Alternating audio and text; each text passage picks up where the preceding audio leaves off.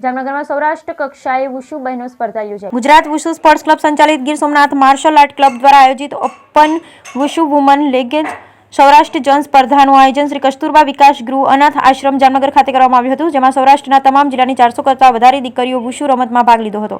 જામનગર જિલ્લા રમતગમત વિકાસ અધિકારી કચેરીથી જયવીરસિંહ સરવૈયા તથા જયેશ ઝાલા તેમજ વુશુ એસોસિએશન ઓફ ગુજરાતના પ્રેસિડેન્ટ શ્રી હિતેશકુમાર પરમાર હાજર રહી સ્પર્ધાને સફળ બનાવી સાથે વિજેતા થયેલ દીકરીઓને ખૂબ ખૂબ અભિનંદન પાઠવ્યા। વુશુનો પ્રેક્ટિસ બંને સ્વરૂપો દ્વારા કરવામાં આવે, જેનું તાવલું કહેવાય છે અને સંપૂર્ણ સંપર્ક લડાઈ રમત તરીકે જેને સાંડા તરીકે ઓળખવામાં આવે છે, જે ચાઇનીઝ માર્શલ આર્ટનો લાંબો ઇતિહાસ ધરાવે।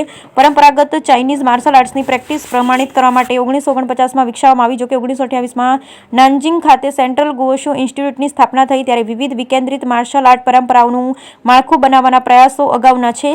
સમકાલીન સમયમાં વુશુ આંતરરાષ્ટ્રીય વુશુ ફેડરેશન હેઠળ આંતરરાષ્ટ્રીય રમત બની ગઈ છે, જે દર વર્ષે 2 વર્ષે વુશુ ચેમ્પિયનશિપનું આયોજન કરી વુશુ Asian games, East Asian youth games, south East Asian games, world combat games અને અન્ય વિવિધ મલ્ટી સ્પોર્ટ્સ ઇવેન્ટમાં સત્તાવાર ઇવેન્ટ છે। બ્યુરો રિપોર્ટ સરહદ રાવલ, હરિયાણા।